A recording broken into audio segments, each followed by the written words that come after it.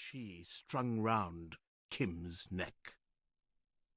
"And some day," she said, confusedly remembering O'Hara's prophecies, "there will come for you a great red bull on a green field, and the colonel riding on his tall horse, yes, and," dropping into English, 900 devils. "Ah," said Kim, "I shall remember. A red bull and a colonel on a horse will come. But first, my father said, will come the two men making ready the ground for these matters. That is how my father said they always did, and it is always so when men work magic."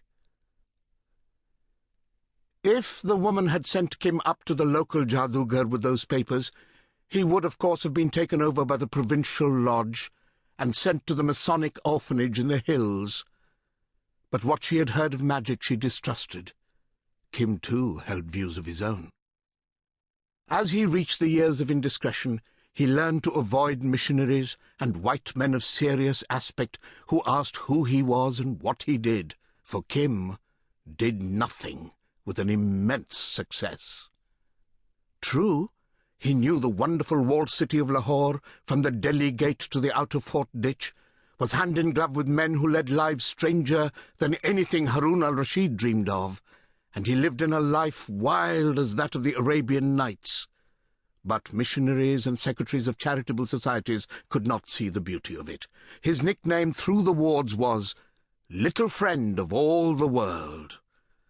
And very often, being lithe and inconspicuous, he executed commissions by night on the crowded housetops for sleek and shiny young men of fashion. It was intrigue, of course. He knew that much, as he had known all evil since he could speak. But what he loved was the game for its own sake. The stealthy prowl through the dark gullies and lanes, the crawl up a water pipe, the sights and sounds of the women's world on the flat roofs, and the headlong flight from housetop to housetop under cover of the hot dark.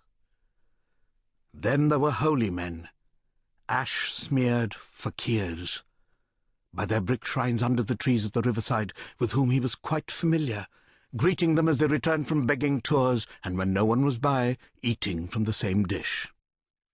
The woman who looked after him insisted with tears that he should wear European clothes, trousers, a shirt, and a battered hat. Kim found it easier to slip into Hindu or Mohammedan garb when engaged on certain businesses.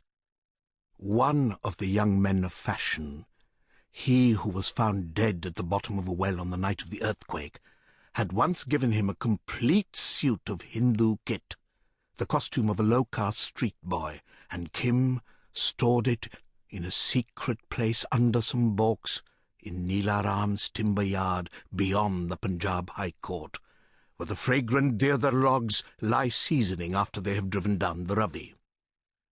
When there was business or frolic afoot, Kim would use his properties, returning at dawn to the veranda, all tired out from shouting at the heels of a marriage procession or yelling at a Hindu festival.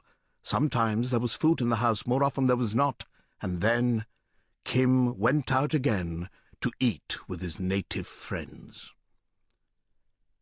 As he drummed his heels against Zamzamah, he turned now and again from his king of the castle game with little Chota Lal and Abdullah, the sweetmeat seller's son, to make a rude remark to the native policeman on guard over the rows of shoes at the museum door. The big Punjabi grinned tolerantly. He knew Kim of old. So did the water carrier, sluicing water on the dry road from his goatskin bag. So did Jawahar Singh, the museum carpenter, bent over new packing cases. So did everybody in sight, except the peasants from the country, hurrying up to the Wonder House to view the things that men made in their own province and elsewhere. The museum was given up to Indian arts and manufactures, and anybody who sought wisdom could ask the curator to explain. "Off, off! Let me up!" cried Abdullah, climbing up Zamzamah's wheel. "Thy father was a pastry cook, thy mother stole the ghee," sang Kim. "All Mussulmans fell off Zamzamah long ago." "Let me up!" shrilled little Chota Lal in his gilt-embroidered cap. His father was